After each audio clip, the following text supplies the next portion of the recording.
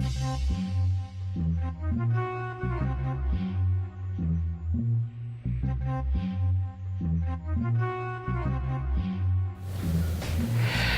name's Barbara.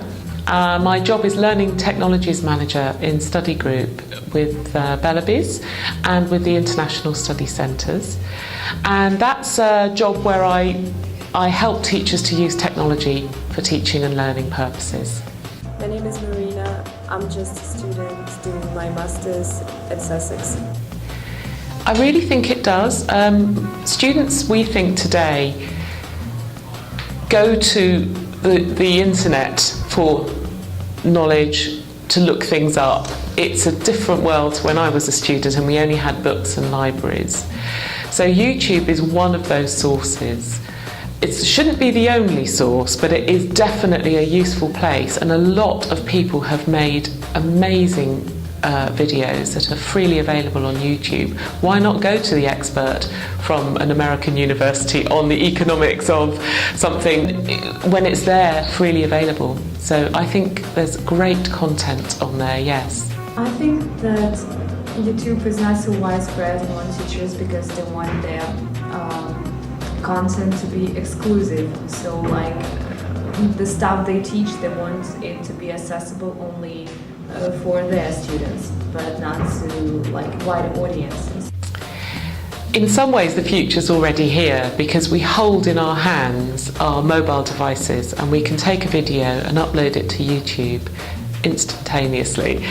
That's amazing, and the rate of change has accelerated so much. But I think the future for YouTube in education is quite specific, and I think more and more teachers will create accessible short videos that help their students remember, help their students when they find something difficult. This is happening to a certain extent, but I think it will become much more widespread. We tend to use YouTube rather than TeacherTube because of the storage and the accessibility to all students. So there might be some consideration in the future of how students access and what's appropriate for young people to see online, because we do have to remember e-safety, and you know, some of the ads might not be suitable and so on. But I really see it as becoming a channel for education for students with their teachers.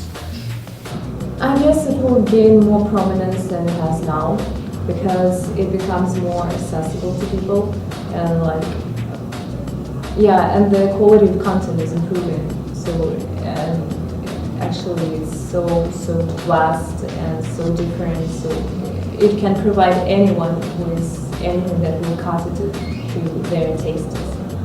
Actually, I never paid attention to that, therefore I can conclude that it's great because like it does not distract me, so that's great. I think it could be better. It's very good, and they have improved it a lot recently. But I don't like, I put a lot of videos up onto YouTube myself, and I find it quite difficult to sort them and to go back to one I particularly want. So I don't like that interface. I'd like to have more manipulation of my folders and be able to put things together. And I don't like the ads, but I accept that if we use something as amazing as YouTube for free, then we have to have some compromise, and I guess that's the advertisements. And I do find it distracting sometimes when they say, if you've watched this, you'd like to watch that. It doesn't always quite pick up the search that you were looking for. So I think that could be improved.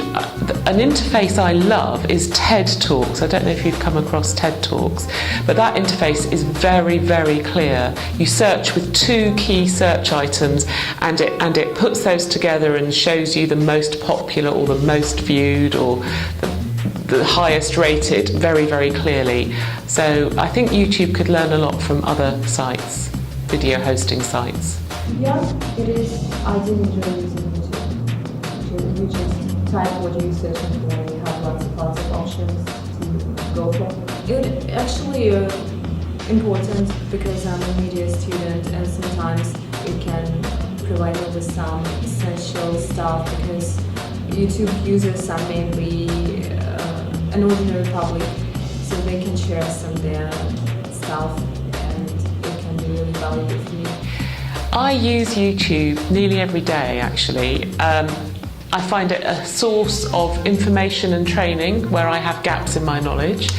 I use it myself. I put training videos on there for teachers who can't remember something or went to some training and want to go a bit further. I can help them with recorded video tutorials.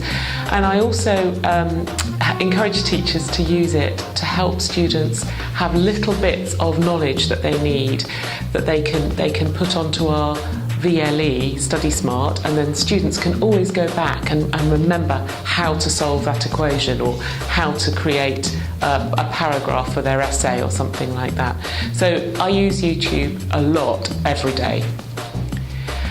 Well, I'm embarrassed to say I'm not entirely sure, not 100% sure, but I think it's 2005 it started. And I learnt about it from my children. I'm not sure, but I can make a suggestion that it was something like 6 or 7 years. 10 years. Oh, that's impressive.